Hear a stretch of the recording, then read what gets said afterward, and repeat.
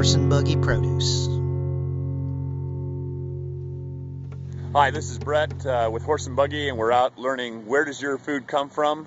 We're out in the garden owned by Ellen Whitmer, and she's going to teach us a little bit about rhubarb and mint for making mint tea. So here we are out in the garden, and here's Ellen. Hi. And howdy. And there's Milda. Hello. Howdy. And there's Karen. Hi. All right. And then Ellen, will you teach them just a little bit about the rhubarb? Here's the rhubarb plant growing right here, and you can see it's leafy and all. And is there one that it's ready to harvest, to pull right out and get for them, to show them how you harvest it? You try to get the outside leaves and just yank it out just like that. Yeah, and you don't want to eat the leaves. Cut the leaves off, and the bottom part's a little hard. You might want to cut a little bit of it off. Right, right. And then you just chop it up, and of course I make a sauce that I mix with a little bit of honey for put over ice cream or yogurt. But Milda, you had a drink that you make with your rhubarb, right? What was the drink that you make? A rhubarb punch. Made with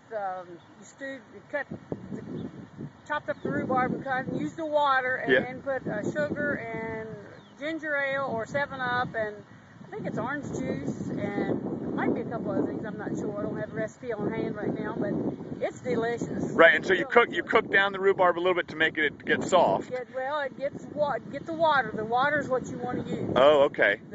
The rhubarb, you don't use the rhubarb. Oh, I itself. see. Okay. You strain that. I get it. And use just your liquid out of what your rhubarb cooked in. I understand. Okay. Oh, that sounds delicious. Well, so there's the rhubarb. So now teach us about the mint. You gave us some spearmint, right? That is apple mint. Oh, this is apple mint. It's still a spearmint. Yeah.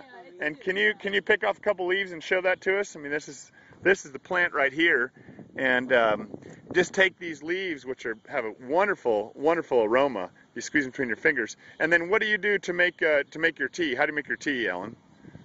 You heat water, and then you put it in the tea leaves in the water, and it has to be boiling. Yeah, boiling water. Right.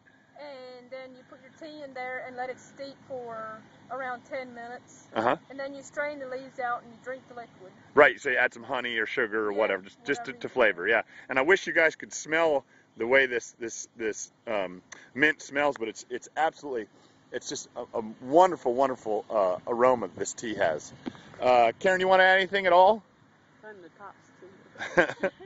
You want? The top is thin. You don't want to pick the whole stem, just Oh, I see. You get the tender parts. Yes, right. It's tender yeah. on the very top. I see. Okay, so you get the.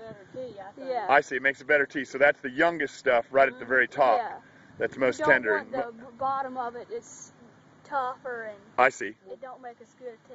Okay, that sounds great. That sounds great. Well, I love mint tea, that's for sure. I'm glad you guys introduced me to it. Well, that's about it. Again, this is Brett with Horse and Buggy, teaching you where your food comes from, and we look forward to our next chapter of learning where our food comes from. We see you next time. Thanks very much. Bye.